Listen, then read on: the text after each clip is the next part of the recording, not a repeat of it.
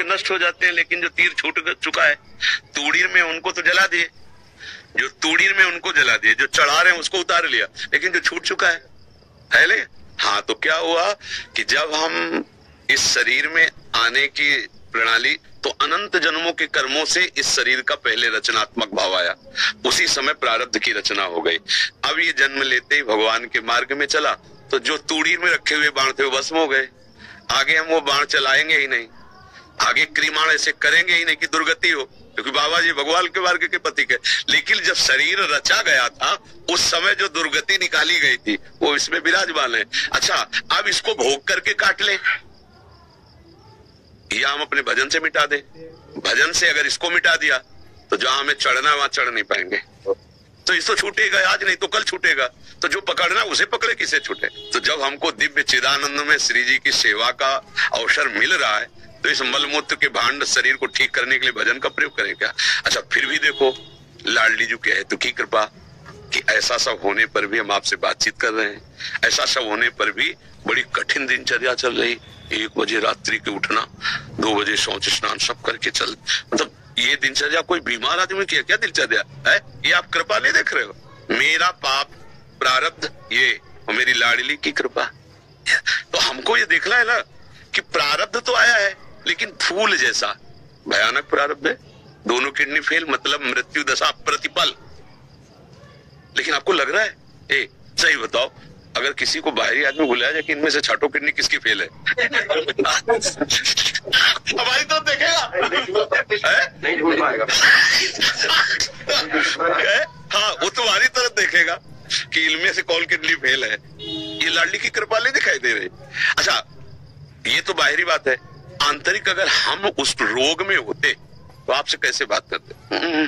हाँ, क्या बोल रहे हो, ऐसे बोल रहे हैं दहाड़ कर सत्संग में सब अपनी दिनचर्या श्री जी क्यों देखो, फिर तुमसे बातचीत कर रहे हैं।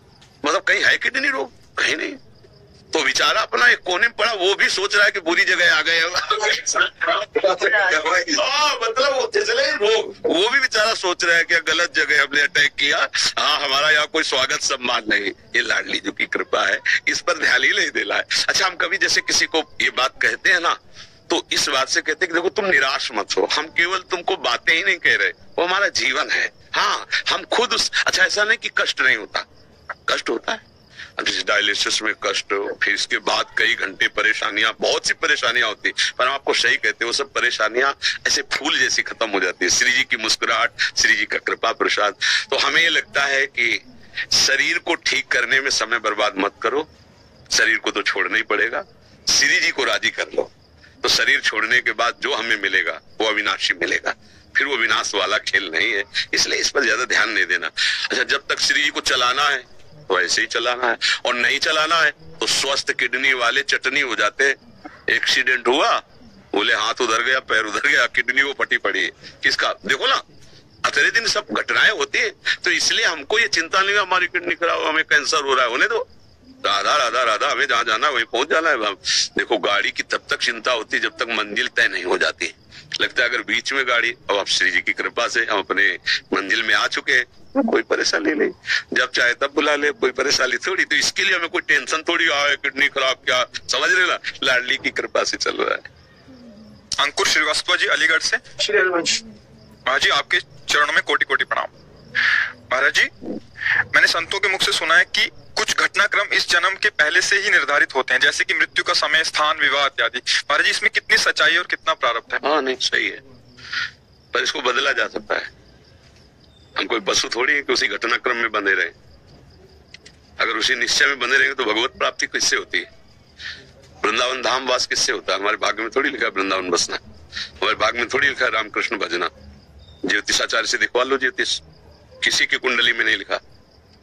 अब ये नया जन्म भगवान ने हमें नए कर्म करके सुधारने के लिए दिया है। अगर हम भजन करें भगवान का तो हम सारे कर्मों को भस्म करके इसी जन्म में भगवान में लीन हो सकते हैं, भगवत प्राप्ति कर सकते हैं। हम चाहे अपने कर्म बिगाड़ कर भूत प्रेत बन सकते हैं, सुअर कुत्ता बन सकते हैं, नरक जा सकते हैं। तो हमारे प्रारब्ध में तो लिखा सुअर बनोगे, वो तो केवल इतने शरीर का है कि इस हिसाब से तुम्हारी मृत्यु होगी, इस हिसाब से तुम्हें वहां जाना होगा, इस हिसाब से तुम्हें ये भोग मिलेगा दुख सुख का, आगे के कर्म का नहीं। ये छूट दी नहीं तो मनुष्य और पशु में अंतर क्या रह गया? तो ये तो सत्य है। सुनो भरत भावी प्रबल, विलख कहो मुनिनाथ, हानि लाभ जीवन मरण, जस अपजस विधियात। विधि माने ब्रह्मा, जो ब्रह्मा ने लिख दिया छठी राव के अंक, राय घटे न तिल बढ़े, रहुरे जीव निसंग। ये किसके लिए लिखा है? दुख सुख भोग के लिए। अगर दुख सुख भोग के लिए हम लेके बैठ जाते हैं तो हम में और पशु में अंतर नहीं। हम मनुष्य शरीर में भगवान के अंश हैं। हम इस दुख सुख की परंपरा को नष्ट करेंगे, मिटा देंगे इस दुख सुख की परंपरा को, और इसी जन्म में भगवान की प्राप्ति करेंगे। हम अपने नए भाग्य की रचना करेंगे। इसी जन्म में हम कर सकते हैं, सुअर कुत्ता बन के नहीं, अन्य जीव पक्षी बन के नहीं, मनुष्य शरीर बन करके।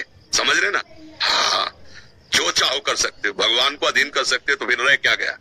सुमीर पवन सुत पावन नामू, अपने बस कर राखे रामू। जब भगवान को बस में कर लेता है भक्त, तो फिर और क्या बचा? जो चाहो कर सकते हो, पर चाह गलत करोगे तो फंस जाओगे।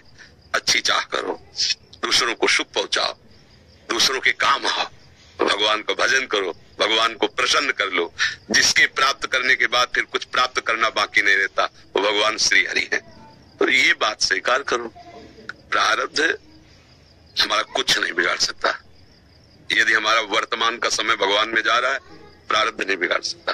प्रारब्ध शरीर के ऊपर प्रहार करता है, और हमारा शरीर भी भगवान की शरण में है, तो प्रहार भी जो तलवार जैसा होगा, तो आके छड़ी जैसा लग जाएगा, लगेगा छड़ी जैसा, क्योंकि वो निश्चित हो चुका है। पर हम भजन के बल से उस प्रारब्ध को सह के भगवत प्राप्ति कर लेंगे। बस एक ही शरीर है, जो आए छूटा, अब फिर आवागमन नहीं। वाह! तो बार बार हम इस माँ के गर्भ में जाना, फिर पैदा होना, फिर प्रारब्ध भोग भोगना, ये क्रम चलता रहा है। अब नहीं चलेगा।